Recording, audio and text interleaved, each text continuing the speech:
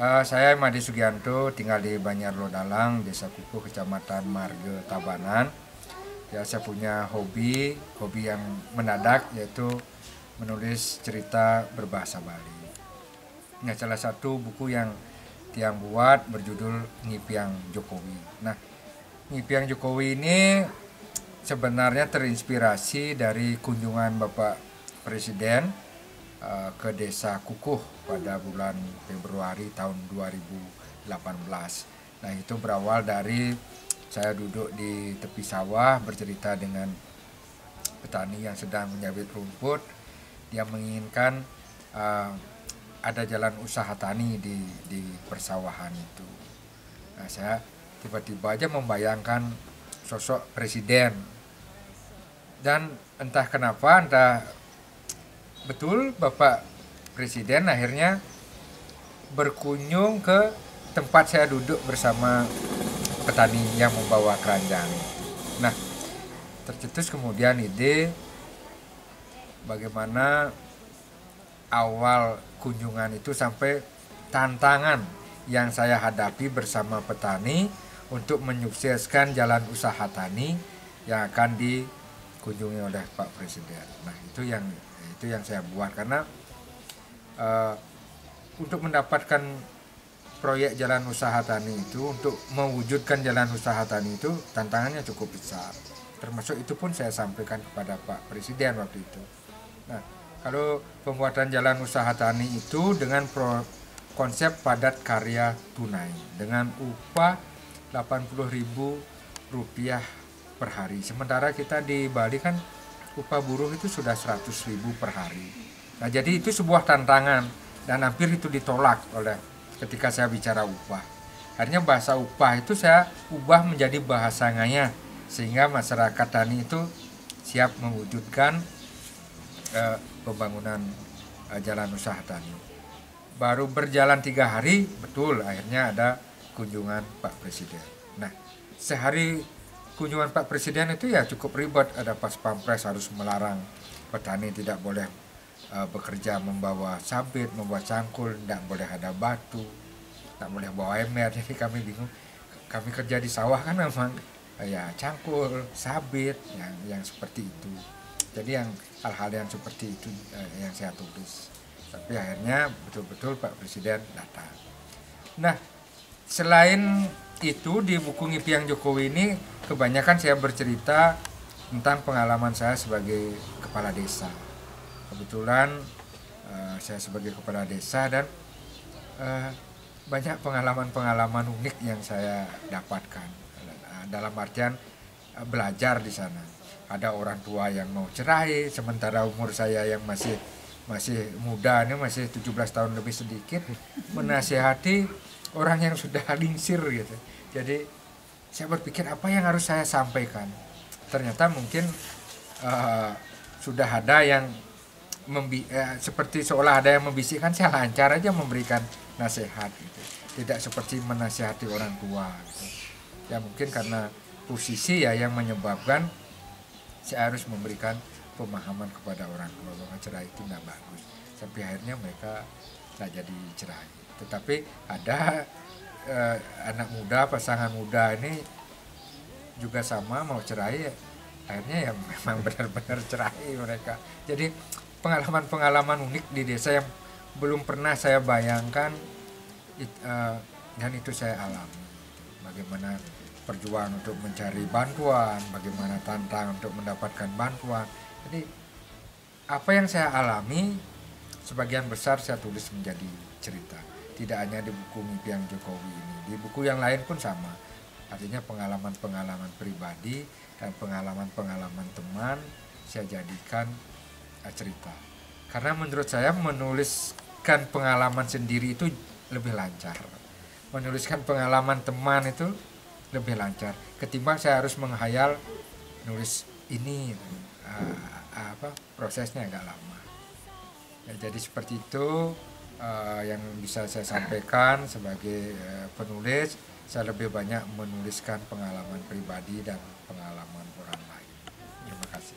Kalau menurut Pak D, program yang dibuat oleh Balai Bahasa ini menerjemahkan buku bahasa Bali ke bahasa Indonesia itu bagaimana? Nah ini harus diapresiasi Balai Bahasa Provinsi Bali menyelenggarakan penerjemahan buku berbahasa Bali ke bahasa Indonesia. Ini sangat luar biasa untuk mengenalkan ide-ide penulis cerita berbahasa Bali ke yang lebih luas, ke Nusantara, ke Indonesia. Jadi saya selaku penulis yang salah satu buku saya Ngipiang Jokowi akan diterjemahkan menyambut baik karena inilah bentuk kepedulian dari Balai Bahasa kepada penulis-penulis berbahasa Bali. Jadi ide-ide tentang Bali itu bisa dikenalkan lebih luas ke masyarakat Indonesia. Kalau tulisan Bali kan paling orang lokalan saja. Dan memang ada beberapa orang luar Bali juga membaca, tetapi kan bisa dihitung dengan jari. Dengan diterjemahkan ke bahasa Indonesia, maka karya itu, ide itu akan semakin luas dan penulisnya pun secara tidak langsung ikut diperkenalkan. Sekali lagi terima kasih kepada Balai Bahasa yang sudah punya program penerjemahan karya berbahasa Bali ke bahasa Indonesia. Dan tentu ini menjadi sebuah tantangan bagi penerjemah karena tidak semua kata dalam bahasa Bali bisa kita terjemahkan ke bahasa Indonesia. Dan ini akan memacu kreativitas penerjemah untuk menghasilkan bahasa yang betul-betul pas. Jadi saya salut dengan Balai Bahasa. Harapan Pak D terhadap penulis berbahasa Bali mungkin? Ya, harapan saya kepada teman-teman yang penulis sastra Bali modern, tetaplah bersemangat berkarya karena karya kita pasti akan diapresiasi, minimal diapresiasi oleh diri kita sendiri dulu dan kemudian diapresiasi oleh orang lain. Ketika karya kita bagus, pasti akan menginspirasi penulis yang lain untuk menulis yang cerita berbahasa Bali. Jadi tetap semangat karena itulah wujud bakti kita, wujud rasa jengah kita untuk ikut melestarikan bahasa Bali. Jadi jangan hanya jargon mengaku cinta berbahasa Bali, tetapi gunakanlah bahasa Bali sehari-hari dan tulislah cerita dalam bahasa Bali. Swastiastu, saya Agus Sutrarama. Saya adalah penulis dari buku Bulan Satwa, kumpulan 10 cerita pendek berbahasa Bali yang rencananya akan diterjemahkan dalam bahasa Indonesia oleh Balai Bahasa.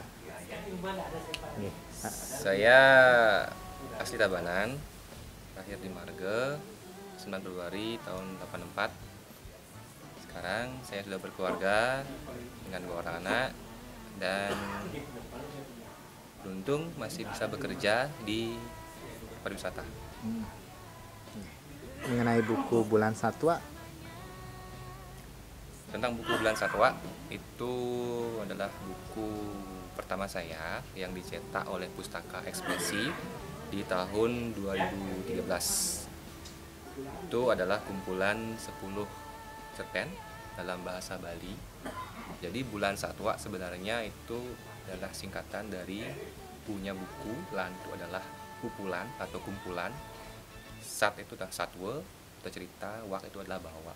Jadi kumpulan cerita pendek bahasa Bali. Itu ceritanya lebih kepada kisah-kisah romantisme karena menurut saya, cuma ada sih segi-segi kemanusiaan yang saya singgung juga. Jadi jika nanti kita dilihat, dibaca, cerita-cerita yang relatif pendek sebenarnya, jadi perlu dikembangkan kalau kita evaluasi sekarang. Cuma poin-poinnya ada yang menyinggung masalah nyentane ya, yang seperti kita ketahui kadang-kadang di Bali nyentane itu masih menjadi sebuah sesuatu yang kadang mengganggu emosi. Satu sisi masalah itu adalah hubungan 2 insan, cuma sisi lainnya juga menyangkut keluarga besar yang kadang-kadang nggak bisa dipertemukan. Ada juga yang menyinggung tentang sisi kemanusiaan, artinya di satu saat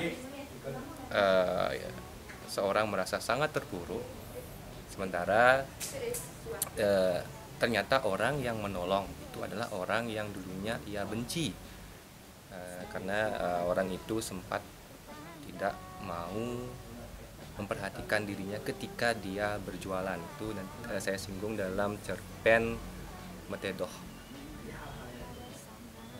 Hal-hal lain itu ada juga tentang cerita-cerita seperti isu-isu yang di suatu objek, suatu daerah seperti Tanah Lot misalnya. Saya sempat mendengar kalau orang ke sana berpacaran nanti endingnya bakalan putus, jadi tidak boleh mengajak pacar ke Tanah Lot. Entah benar entah tidak, banyak yang percaya, dan saya juga singgung dalam cerpen saya Sun Sunset itu. Hal-hal lain di cerpen itu jadi hampir Lebih ke isu lebih sosial ke ya. isu sosial yang saya sebenarnya inginnya remaja yang banyak membaca. Jadi saya pingin pembaca cerpen berbahasa Bali itu dimulai dari para siswa ataupun remaja. Jadi dia merasa terlibat dengan cerita-cerita di cerpen itu, dengan otomatis juga memahami atau membiasakan diri membaca bahasa Bali yang dimana sekarang memang mungkin sedikit tantangan dalam pemakaian bahasa Bali di zaman sekarang. Ada pengalaman pribadi di sana? Pengalaman pribadi mungkin ada, mungkin enggak. Mungkin saya ada libatkan beberapa kesan-kesan saya yang saya masukkan dalam cerpen, tapi secara murni sih mungkin tidak 100% sama gitu. Seperti ada kisah-kisah pertemuan dan perpisahan seperti itu saya kisahkan, atau jodoh ketidakberjodohan. Saya ingat sebuah cerpen yang judulnya adalah Bunga Jempiring, di mana ini kembali saya mengusik antara percintaan ataupun rasa suka antara dua kasta yang berbeda, antara Sudra dengan kasta yang lebih tinggi, di mana seorang cowok dengan kasta Sudra itu dia menyukai orang yang perempuan dengan kasta yang lebih tinggi. Mungkin masih berlaku di Bali saat sekarang, di mana kasta yang lebih tinggi akan berusaha oleh keluarganya dicarikan pasangan dari saudara atau semerta dengan kasta yang sama. Ya, saya kisahkan di sana di Bunga Jempiring. Pada akhirnya mereka memutuskan untuk tidak melanjutkan, mungkin dari si cowok si awalnya. Namun pada akhirnya suatu ketika si cowok sudah berkeluarga dengan pilihannya dengan sesama kastanya, dia melihat sebuah pertunjukan tari yang dipentaskan atau dikoreografi oleh mantannya yang seorang yang berkasta lebih tinggi. Ternyata tema yang diusung adalah sesuatu yang mengingatkan dia akan sebuah momen. Ternyata di sana mantan kekasihnya itu masih ingat tentang kisahnya dulu. Artinya di sini sesuatu hal yang pada kenyataannya kisah asmara itu tidak berlanjut, cuma pada kenyataannya sebenarnya masih tersisa berupa kesan-kesan seperti itu. Hal lain dalam cerpen saya yang berjudul tentang seseorang yang juga mencoba bunuh diri karena tidak bisa berjodoh, itu juga ada saya singgung di sana. Apalagi ya, jadi sebagian besar sih itu menyinggung kemanusiaan, sosial yang mungkin perlu dikembangkan. Itu kayak baru sebatas ide-ide yang saya coba tuangkan dengan bahasa semampu saya waktu itu. Sangat-sangat sederhana sekali. Yang mudah-mudahan nanti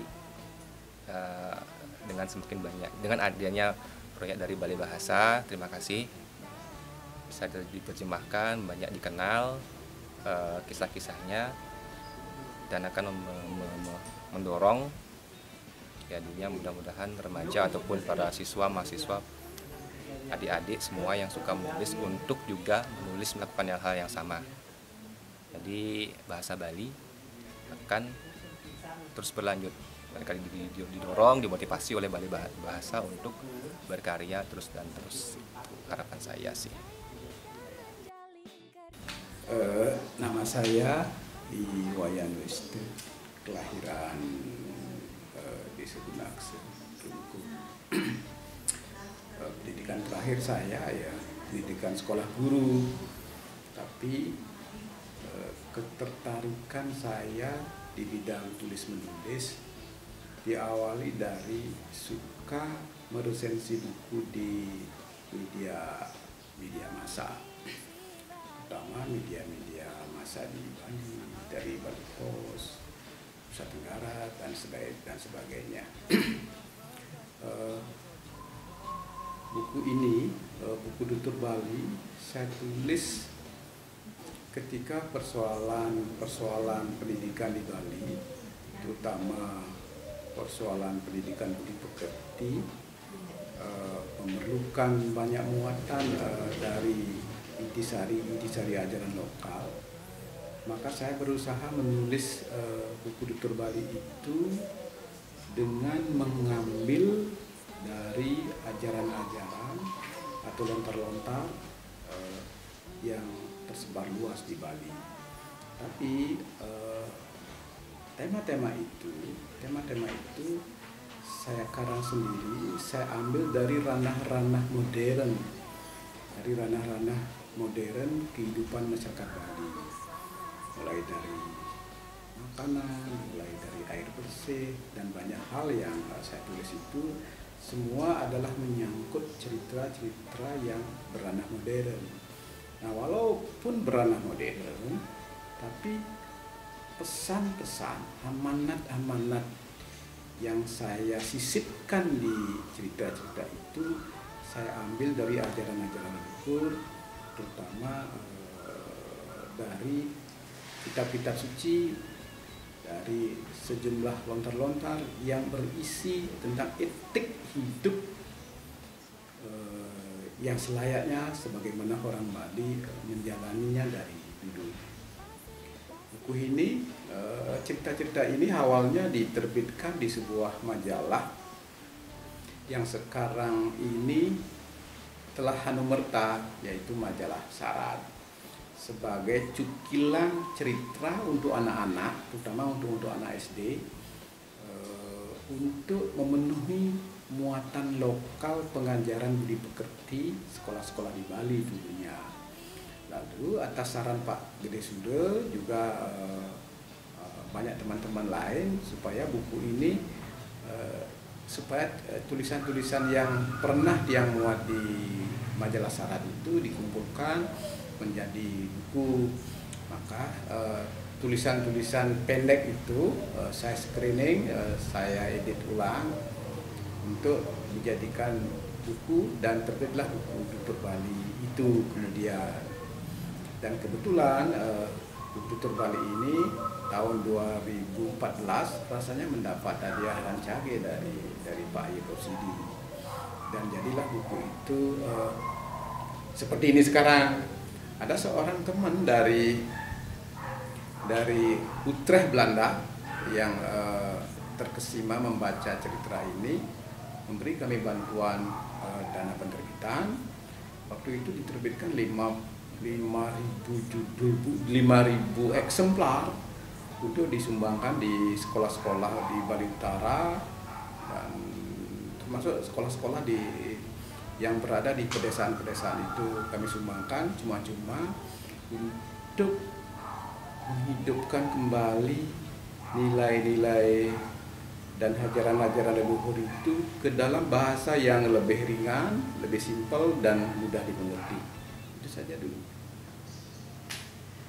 Satu lagi, Ya. Pak Yan, mengenai program yang dilaksanakan oleh Balai Bahasa ini, menerjemahkan buku itu menurut Pak Yan Westa gimana? Program yang dilakukan oleh Balai Bahasa hari ini dan dari tahun awal rasanya saya mengikuti itu sangat penting supaya karya-karya teman-teman, karya-karya para sastrawan Bali, baik yang berbahasa Bali maupun yang berbahasa Indonesia, supaya bisa dibaca di dalam kalangan lebih luas, terutama karya-karya yang berbahasa Bali.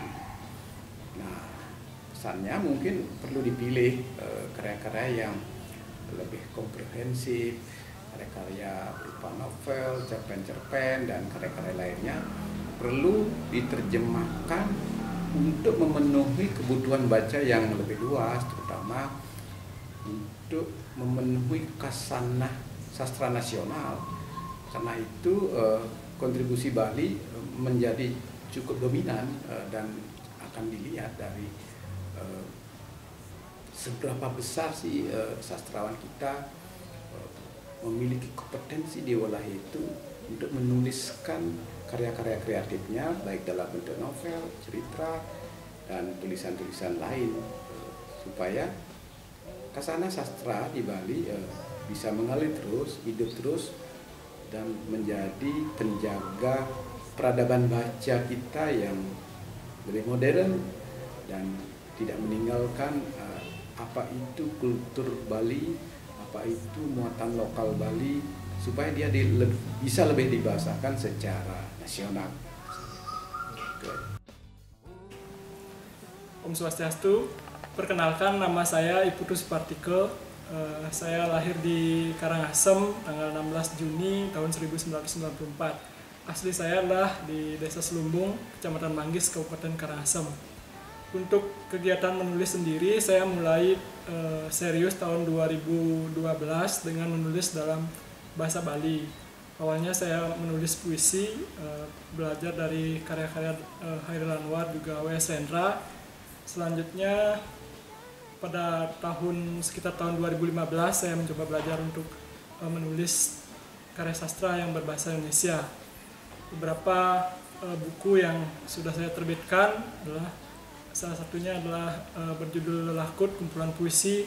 Terus ada juga Yan Benjang Tiang Dados Presiden, kumpulan kumpulan cerpen berbahasa Bali, dan Babi-Babi, novel berbahasa Indonesia, dan juga buku yang diterjemahkan yang berjudul Joget Lan Bojo Gluwo Ane Setatu Ngantiang Ulungan Bintang Ulungan Bulan Rikalo Bintangnya Mengkacakan di Langite.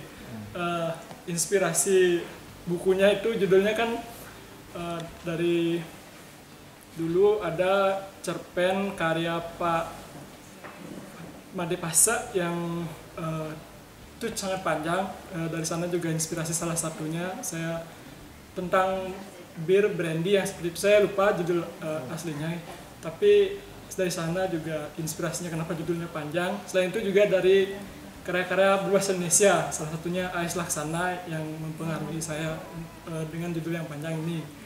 Itu untuk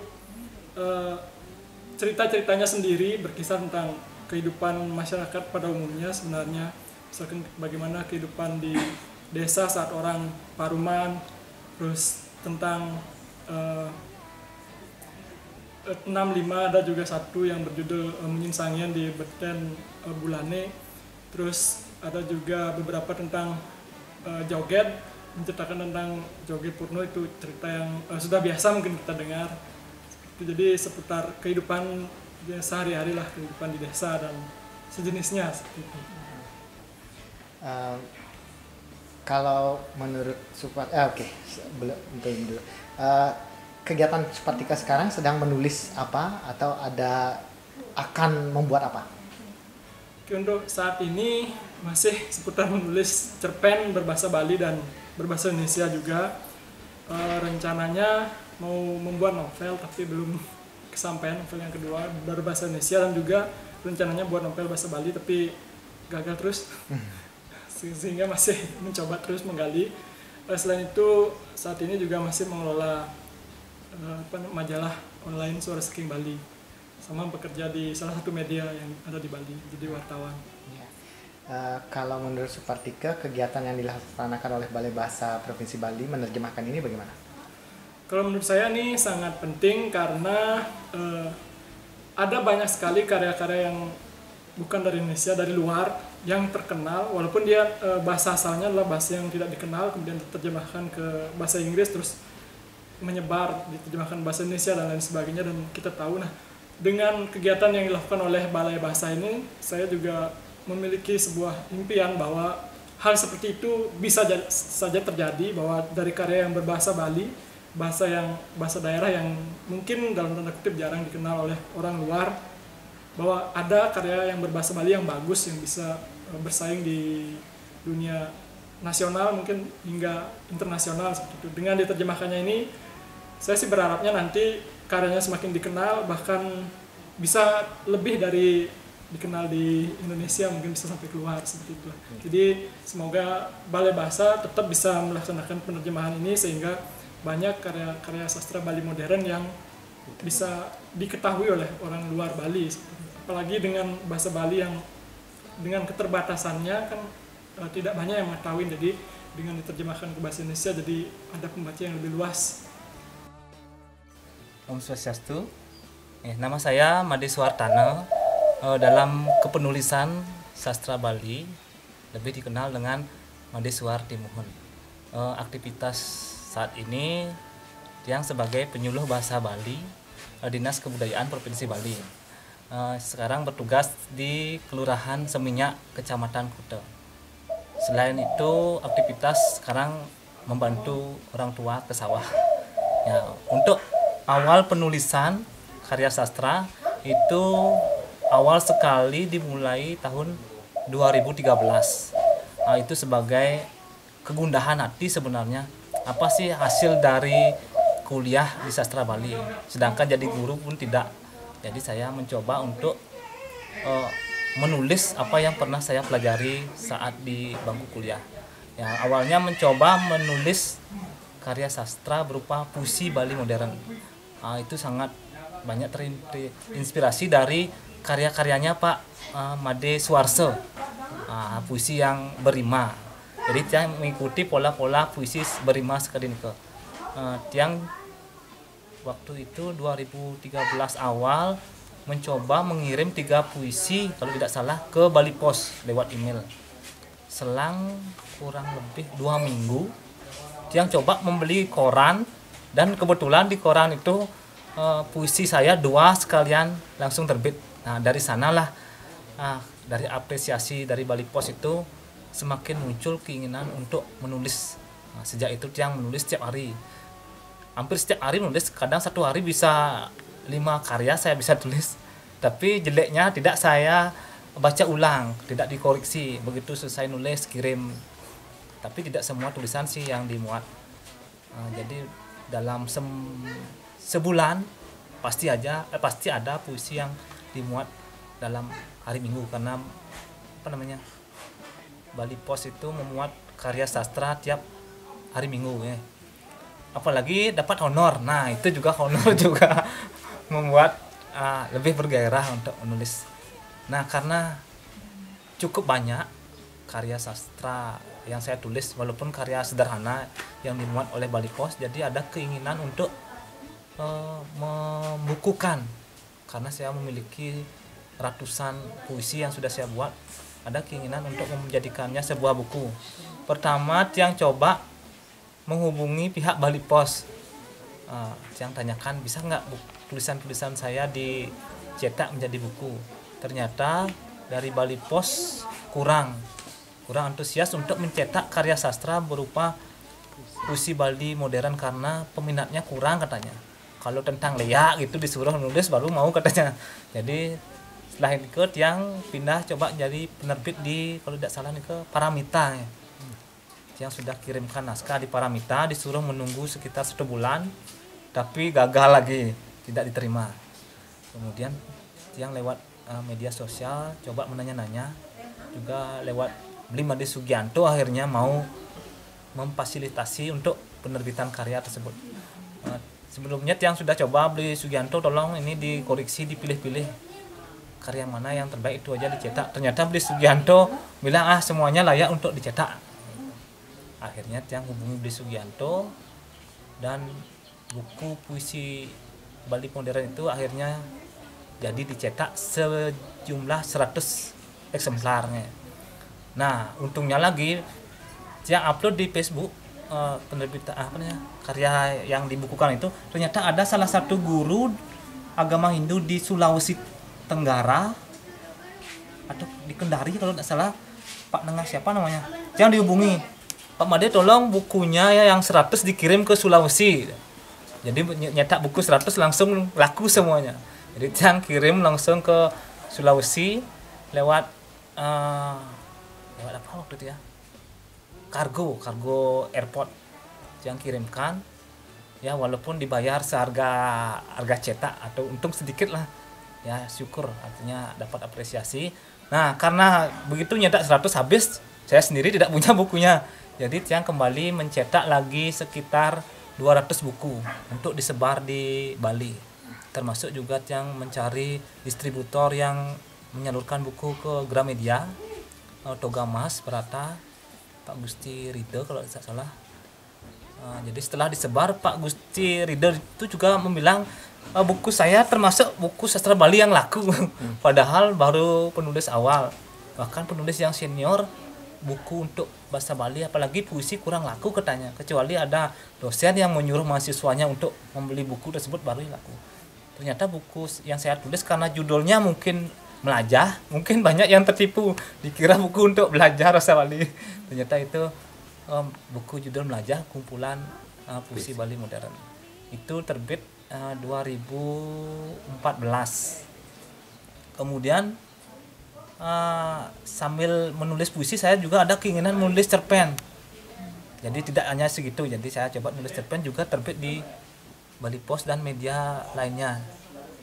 Karena sudah terkumpul juga puluhan cerpen Bali, ada juga keinginan untuk membuat dalam buku. Yang hubungi lagi beli Sugianto di tahun 2015, jadi tahun berikutnya untuk dicetak. Ada sekitar 18 cerpen yang saya pilih judulnya itu Jangan Hidup di Bali, karena pada tahun-tahun itu slogan Jangan Hidup di Bali itu sedang booming. Jadi ada keinginan siapa tahu dengan judul ini bukunya laku. Ya, saya cetak 200 lembar juga, 200 buku. Ya lumayan laku, tapi kebanyakan diminta teman sih. Jadi rata-rata teman-teman pengarang sastra Bali modern itu bukunya dikasih teman-teman, itu juga mau dibaca aja sudah senang. Jadi kalau untuk bisnis, untuk membuat buku sastra Bali modern itu belum ya. Jadi, inspirasi dari cerpen-cerpen di buku itu Pak De? Ya, inspirasi untuk kisah-kisah atau cerpen yang saya tulis itu dari diri sendiri, pengalaman sendiri, dan pengalaman teman. Kadang ada teman yang curhat, saya rekam, kemudian saya coba tulis, tapi untuk nama dan settingnya itu kadang saya ubah. Jadi banyak dari sendiri dan pengalaman teman-teman yang cerita-cerita, juga pengalaman saat bekerja. Ada juga sih saat ada membaca karya orang lain juga ada inspirasi dari sana. Jadi sebenarnya saya kurang membaca. Seharusnya kalau banyak membaca karya orang lain mungkin saya lebih banyak bisa berkarya. Apalagi saat ini sedang sibuk mengurus anak, jadi sangat jarang bisa menulis. Kecuali ada permintaan, ada lomba baru lagi semangat. Sempat 2 kali ya tulisan yang berupa cerita itu dapat juara 1 di Bahasa Bali Wiki ya. Yang pertama nih saat keluh kesah pandemi, saya tulis berupa cerpen, kebetulan itu dapat juara 1 juga. Terus yang terakhir tahun lalu nih ada bagaimana cara menanggapi misinformasi di masyarakat, yang juga ikut itu lomba.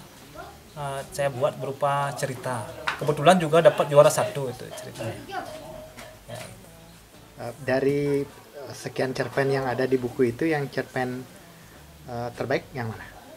Untuk cerpen terbaik ya mungkin yang perlu cerita karena waktu yang kuliah di bahasa Bali itu karena bisa dianggap kuliah terpaksa karena tidak dari niat sendiri sebenarnya awalnya, apalagi sambil bekerja di paginya kuliahnya sore, jadi saat kuliah itu kurang fokus, kurang berminat juga, apalagi tentang sastra dulu kurang berminat, jadi teori-teori tentang sastra tidak saya pahami dengan baik. Untuk itu karya sastra yang saya buat itu menurut saya itu tidak ada yang terlalu baik. Kalau disuruh memilih mana yang terbaik, saya tidak tahu, terus terang tidak tahu, karena saya tidak tahu karya sastra yang baik itu seperti apa.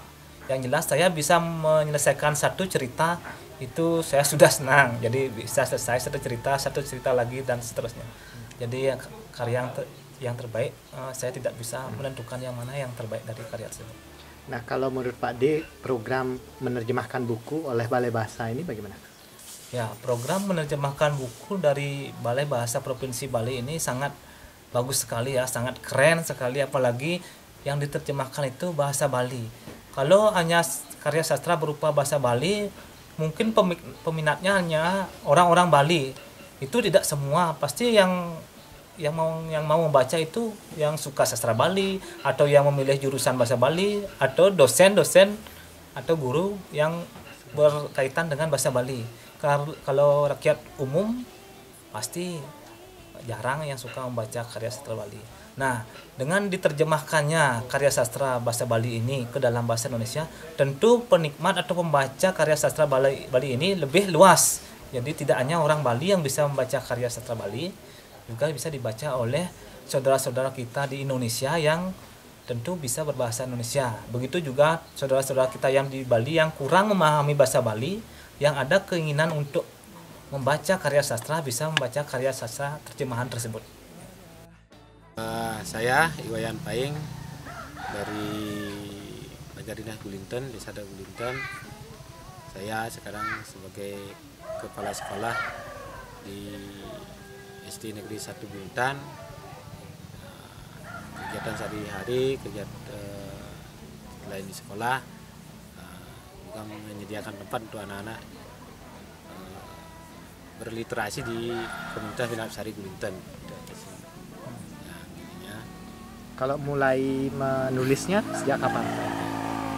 Kalau saya mulai menulis itu mulai dikatakan dari SMA lah, dari SMA mulai belajar menulis itu. Kebetulan dibimbing atau dibina oleh Pak Dewi Rake. Kalau penulisan tadi dari SMA, ya. Fokusnya kemana dulu? Cerpen, puisi atau apa? Kalau yang ini dari sama-sama mencoba ini dari puisi juga, tapi yang paling difokuskan sampai jadi itu di cerpen, di cerita pendek itu.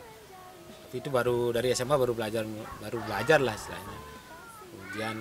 Kemudian setelah tamat kuliah S1 kebetulan ambil bahasa juga, kemudian ketemu lagi Pak Dewi Rake, makanya Pak Dewi Rake Kusuma kemudian diarahkan lagi untuk menulis, akhirnya baru pertama tulisannya itu bisa dimuat di media massa itu di tahun 2007, di sekian tahun. Itu cerpen? Ya, cerpen berbahasa Bali, semuanya cerpen berbahasa Bali. Kalau penulisan Pak Yan itu memang fokus di bahasa Bali ya? Ada punya tulisan berbahasa Indonesia? Ada beberapa yang berbahasa Indonesia, tapi masih kurang mantap, itulah saya kurang.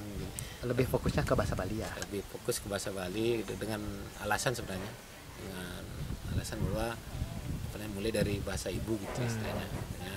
Setelah itu dapat baru mulai belajar lah untuk ke bahasa Indonesia gitu. Kalau sampai sekarang buku yang Pak Yan hasilkan berapa Pak? Kalau buku sih baru 2 itu. Yang pertama kumpulan cerpen Cor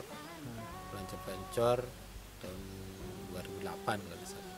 Kemudian yang kedua Gancaran Mersun. Gancaran Mersun itu ide atau inspirasinya dari mana?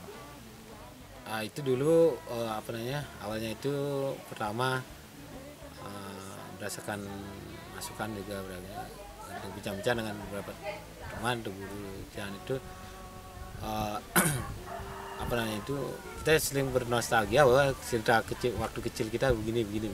Dan kemudian saya berpikir bahwa cerita kita masa kecil itu tidak akan dialami oleh generasi selanjutnya. Makanya di cerita Mersun ini Tiang fokuskan untuk menceritakan masa-masa kecil Tiang, bagaimana keadaan waktu itu, bagaimana tantangan waktu itu dan keceriaan waktu itu. Ya Tiang gambarkan model seperti itulah yang Tiang tangkap, yang masih bisa Tiang tuliskan gitu. Berarti di Ganjaran Mersun itu isinya tentang fenomena sosial ya Pak ya, lebih banyak ya? Ya lebih banyak ini fenomena sosial Kehidupan yang di desa. dipandang dari sudut anak-anak lah, ya, depan anak-anaknya. Nanti yang rasa itu tidak akan terulang, kemudian kalau kita tidak dokumentasikan itu akan hilang gitu saja itu. Ya. Kedepannya apa yang Pak Yan akan menulis buku lagi atau bagaimana?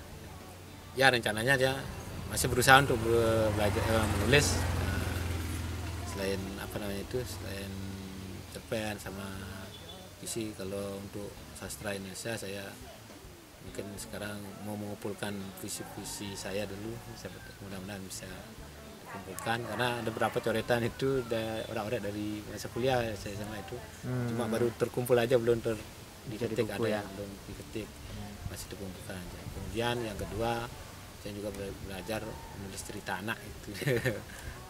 Ada juga satu cerita anak yang sudah diterbitkan. Ya, gitu.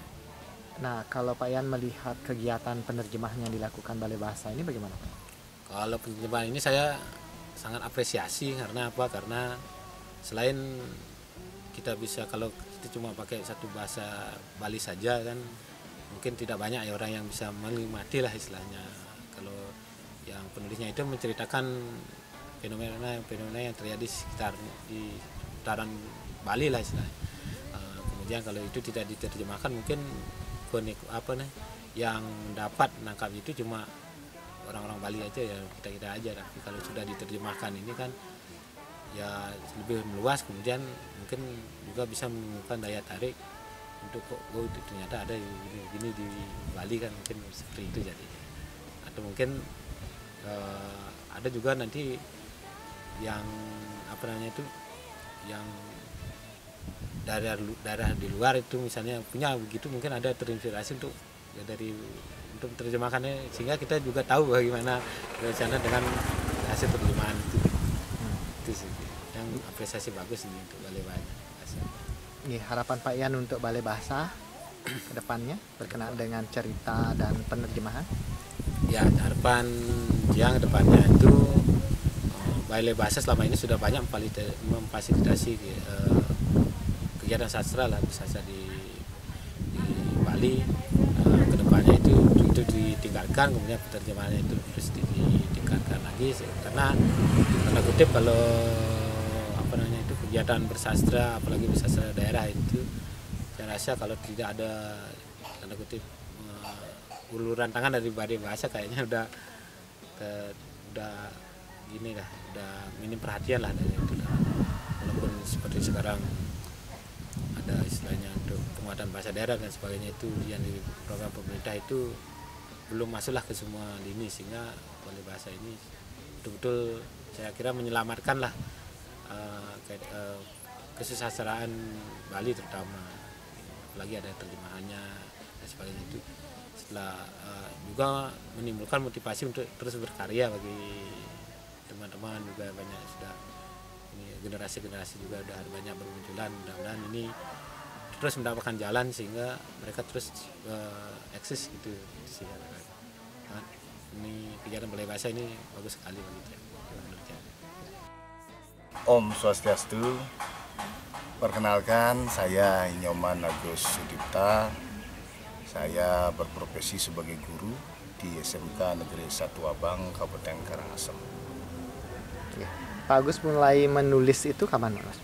Kalau yang menulis memang hobi dari SD sebenarnya. Ketika dulu kan di SD guru-guru sering sekali memberikan tugas kan, ketika liburan buatlah karangan menceritakan tentang aktivitas saat liburan. Dari sana dia memang sudah tertarik bagaimana menulis. Ampun kita SMP, tiang dengan guru namanya Bu Wati, guru bahasa Indonesia saya. beliau sangat memotivasi. Di sana juga tiang senang menulis beberapa puisi, tiang belajar dari sana.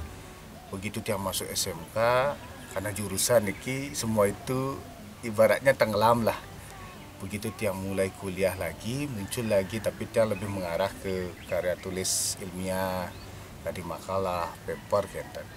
Nah, aktif tiang mulai menulis kembali terkait tentang puisi, cerpen niki.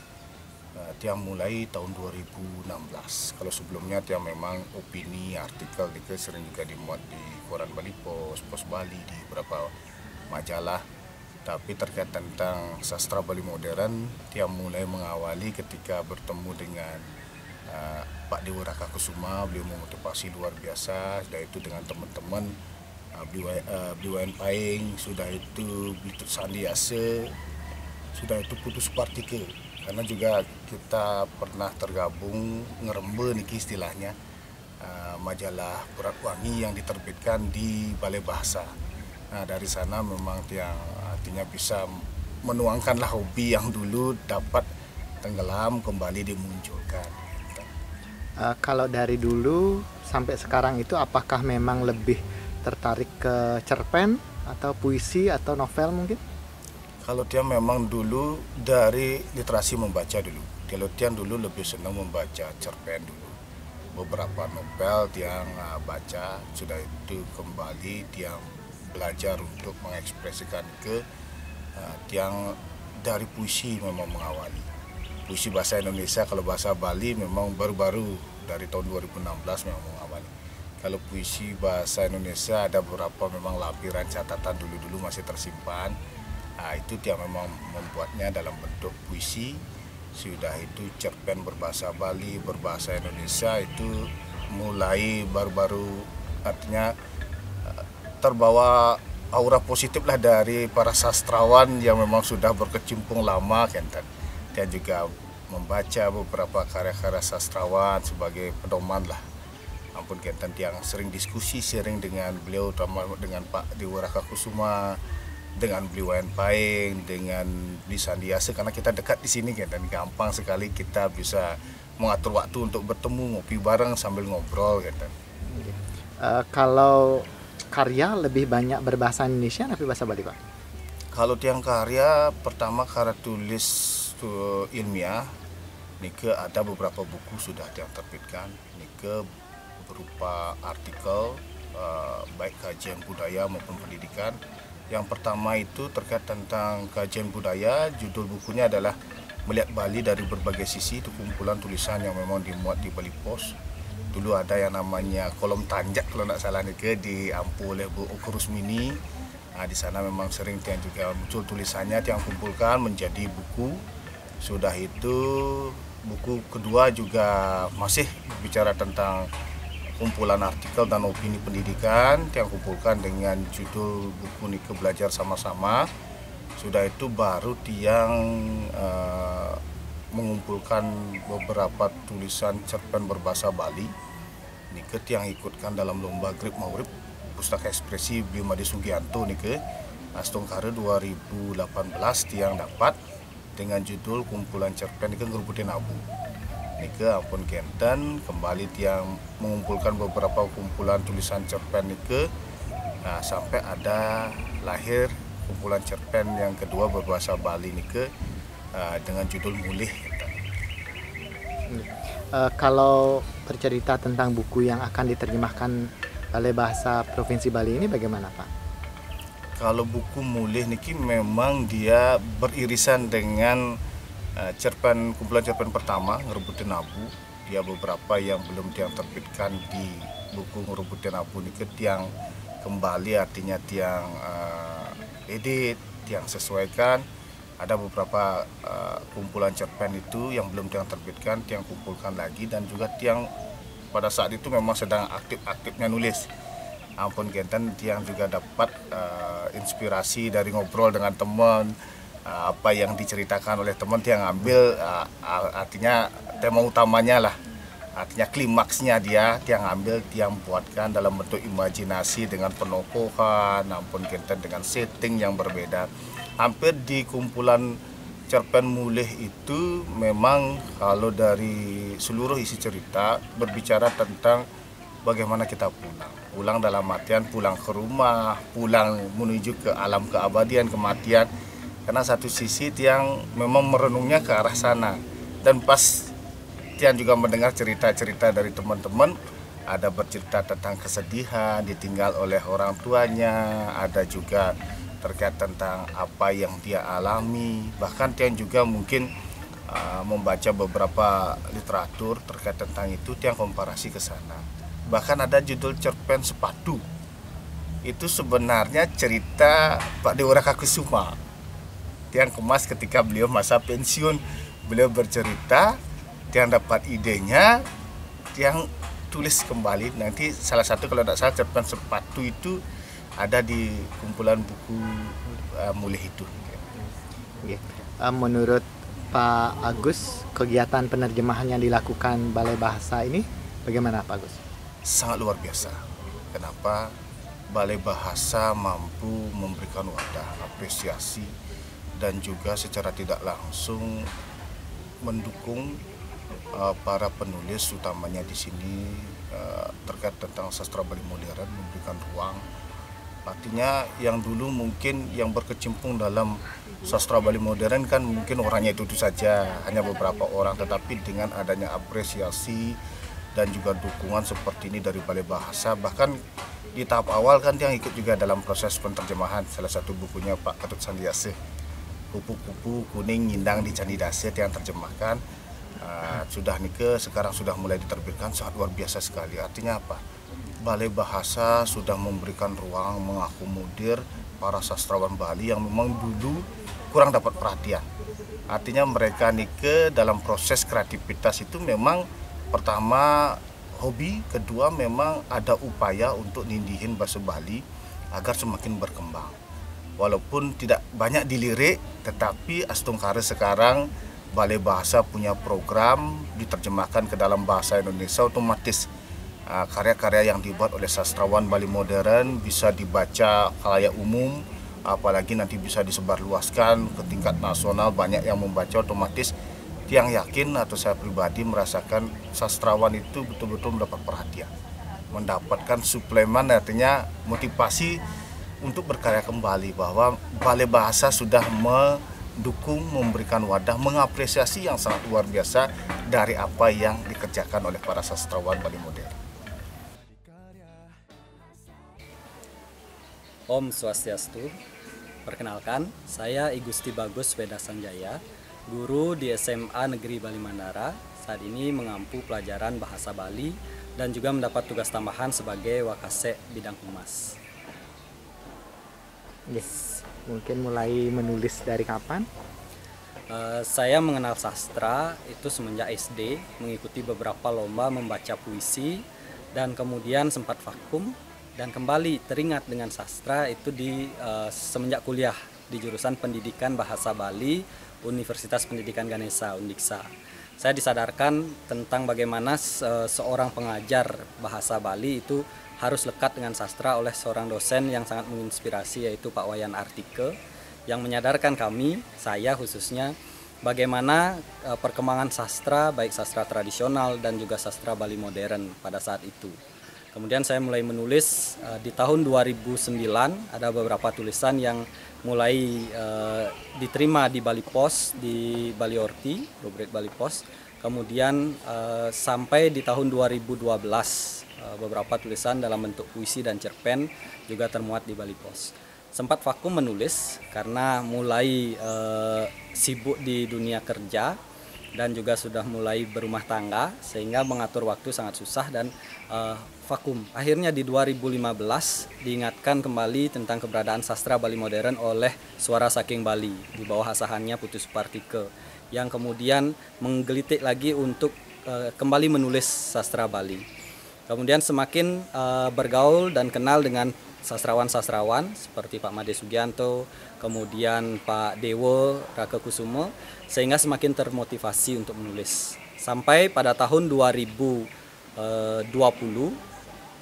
ada Grab Maurib yang diselenggarakan oleh Pustaka Ekspresi dan saya termotivasi untuk mengirimkan tulisan dan dinyatakan menang sebagai juara 1 Grab Maurib dengan hadiah kumpulan cerpen yang saya kumpulkan itu dicetak dan diterbitkan menjadi sebuah buku oleh Pustaka Ekspresi.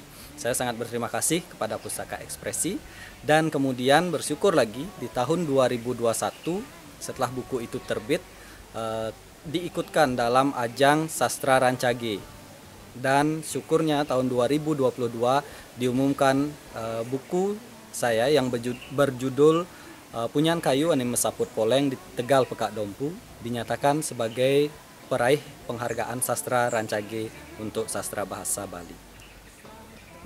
Inspirasi dari buku itu apa, Pak? Buku Punyan Kayu Anime Saput Poleng di Tegal Pekak Dompu itu merupakan kumpulan dari cerpen saya yang sebagian besar mengangkat dari kehidupan sosial masyarakat di pedesaan, khususnya masyarakat agraris di kaki Gunung Batu Karu sebagai wilayah tempat tinggal saya atau wilayah asal saya. Jadi di situ mengangkat konflik-konflik yang sebenarnya bisa dikatakan ringan, namun saya berusaha kemas dengan pesan-pesan moral yang kadang mengarah kepada gaya bercerita absurd. Kemudian kalau bukunya sekarang diterjemahkan oleh Balai Bahasa itu bagaimana pendapat Pak? Ya, mendengar informasi bahwa buku tersebut diterjemahkan oleh Balai Bahasa Provinsi Bali, saya merasa sangat senang dan berbangga sekali. Ini artinya peluang buku saya untuk dibaca secara luas, ide-ide yang saya sampaikan melalui cerpen dalam buku tersebut memiliki peluang untuk dibaca oleh masyarakat secara lebih umum lagi. Tidak hanya terbatas oleh masyarakat di Bali karena penggunaan bahasa daerah Bali sebagai salah satu bentuk sastra Bali modern, tetapi sekarang dialih bahasakan dengan bahasa Indonesia. Semoga buku ini akan lebih diterima dan lebih dinikmati oleh para pembaca. Harapan Pak Weda terhadap mungkin pemerintah terhadap sastra Bali modern? Ya, saya melihat pemerintah sudah mulai memperhatikan tentang keberadaan bahasa Bali. Namun kita perlu sadari bahwa bahasa, sastra, dan aksara itu merupakan suatu kesatuan. Semoga perhatian pemerintah dalam hal ini terhadap bahasa, sastra, dan juga aksara Bali semakin besar dan semakin dapat melahirkan generasi-generasi Bali yang semakin sadar tentang bagaimana bahasa, sastra, dan aksara Bali ini merupakan kekayaan yang sudah kita miliki dan harus kita jaga bersama. Harapan terhadap penulis dan untuk rekan-rekan penulis lain, khususnya penulis-penulis muda sastra Bali modern, mari semakin mendalami dan semakin mencintai istilah karang awak ini sebagai penggiat sastra Bali modern, sehingga sastra Bali modern itu semakin variatif, semakin beragam, dan semakin menantang untuk dinikmati oleh para pembaca. Lagi satu, rencana Pak Weda ke depannya? Saat ini saya berencana untuk tetap mendalami dan semakin produktif dalam menulis. Saya sedang mengumpulkan tulisan-tulisan dalam bentuk puisi yang mudah-mudahan di tahun ini bisa terbit dalam bentuk buku dan bisa dinikmati oleh rekan-rekan sekalian. Nama saya Komang Adiana, saya kelahiran Gunangse, Lumpung. Untuk sekarang sehari-hari saya mengisi waktu dengan menulis freelance sambil merawat anak. Sebelumnya saya sempat kerja di pariwisata, cuma karena pandemi untuk sementara saya bekerja freelance saja. Kalau penulisan itu mulai kapan? Menulis saya mulai SMA, jadi mulai di koran remaja dulu, menulis dalam bahasa Bali dan juga bahasa Indonesia, cerpen, puisi, lalu kemudian berlanjut ketika kuliah. Jadi kuliah itu lebih banyak ke cerpen, terutama bahasa Indonesia ya. Terus, cerpen pertama yang dimuat dalam bahasa Indonesia itu dimuat di Bali Post tahun 2004. Nah sejak itu saya makin tertarik dengan menulis, termasuk juga ikut dalam UKM jurnalistik di kampus di Udayana. Menulis bahasa Balinya mulai kapan? SMA sudah mulai menulis bahasa Bali, itu saya kirim ke Canang Sari, dulu ada majalah asuhan Pak Mande sama Berat Wangi yang asuhan Pak Dimaraga Kusuma. Kemudian buku yang kayak bintang itu? Buku Metek Bintang ini kebetulan saya tulis saya kumpulkan di sela-sela saya menyelesaikan skripsi. Jadi sebagian besar cerpen di sini sudah dimuat sebelumnya di Bali Wakti, ada juga yang di media lain, dan saya cetak secara pribadi dengan terbatas waktu itu tahun 2011. Kemudian buku ini dapat hadiah Rancak tahun 2012. Adapun tema-tema dalam buku ini lebih banyak ke fenomena sosial. Jadi dulu saya lebih banyak mengangkat tema-tema sosial yang terjadi di masyarakat. Bukan konflik psikologis, tapi lebih banyak hal-hal yang terjadi di masyarakat. Iya, termasuk juga peristiwa-peristiwa yang aneh, yang ada human interestnya, itu yang lebih banyak saya tulis di buku ini. Ada juga isu tentang human trafficking di sini, ada pelecehan, terus ada isu-isu yang waktu itu masih hangat, yang saya rasa memang pantas untuk dikemukakan, bukan untuk ditiru, tapi untuk refleksi bahwa ini terjadi di masyarakat dan pantas kita pikirkan seperti itu. Menurut Arjana, kegiatan yang dilakukan oleh Balai Bahasa ini? Kegiatan penerjemahan ini sangat baik karena sastra Bali sebagai sastra yang boleh dikatakan berkembang lokal, kemudian muatannya diterjemahkan ke dalam bahasa Indonesia, itu yang berarti itu akan menjangkau pembaca yang lebih luas, terutama pembaca syukur-syukur ya pembaca di luar Bali, jadi mengenal kasana fenomena sosial yang terjadi di Bali. Seperti itu. Harapan Arjana ke depan?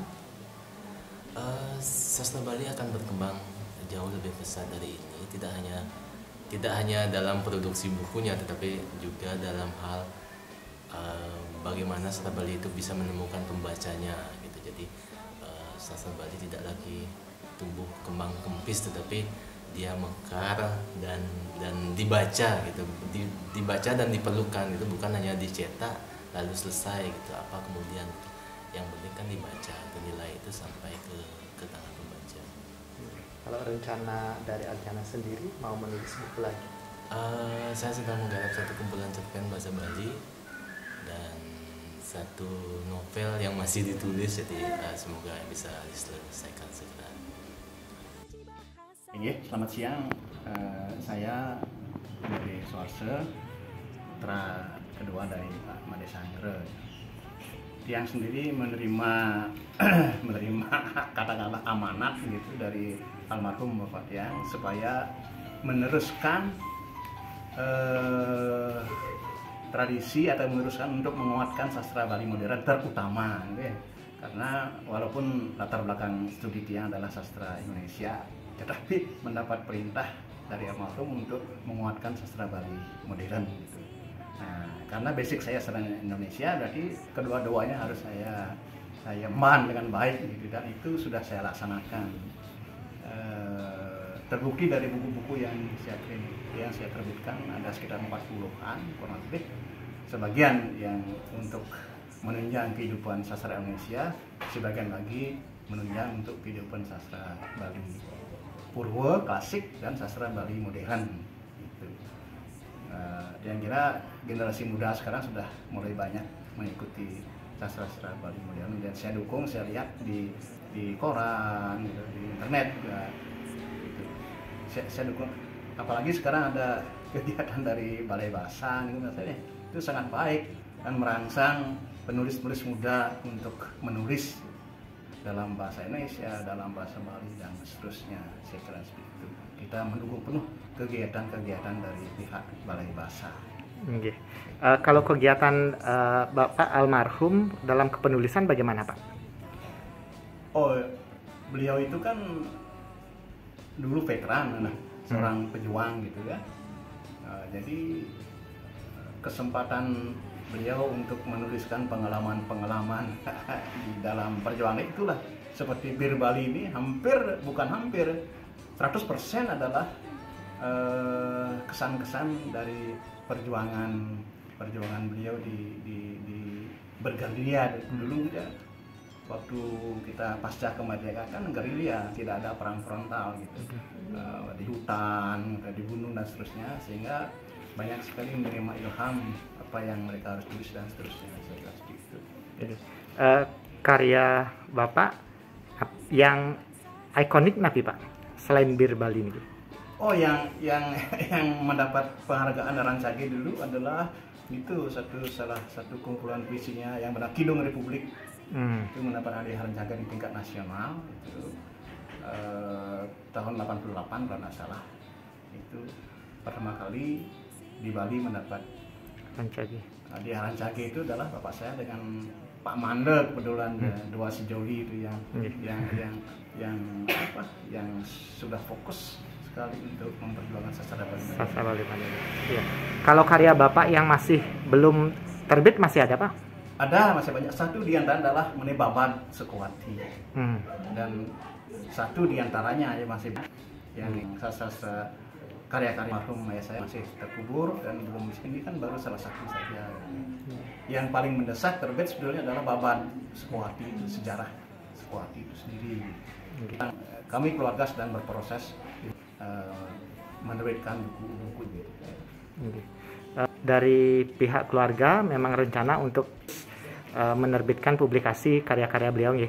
Oh nggih, itu juga kita mengemban amanat dari almarhum juga untuk menerbitkan karya-karya beliau supaya dibaca oleh generasi muda, seperti barangkali misi dari Balai Bahasa juga seperti itu. Karena banyak buku-buku beliau itu, banyak buku ya, bukan banyak buku-buku ya. Banyak buku beliau yang dibaca di tingkat SMA menjadi bahan literasi sekolah. Baik, nah kemudian harapan Bapak sebagai penulis juga, sebagai anak dari orang penulis juga, harapan terhadap Simula gimana? Ya, kita tadi saya katakan generasi milenial sekarang ini sudah tidak lagi berbahasa Bali gitu ya. Mereka sudah kreasi, membuat puisi berbahasa Bali, karya-karya sastra pokoknya ya itu. Karena kolonial sekarang sudah besar sekali perhatiannya kepada sastra itu. Barangkali salah satu efek pandemi ya.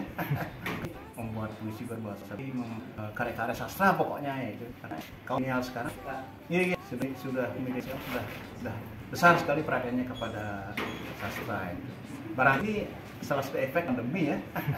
Karena masa pandemi itu mereka punya waktu, punya banyak ruang gitu, sehingga lahirlah kreasi. Bagus lah, saya dukung kreasi milenial untuk terus berkarya. Baik. Saat berlayar jauh memandang langit, bagai rumah, bagai tempat bermuara, mendekap erat memeluk rekan, bahasa dan sastra Indonesia di hati.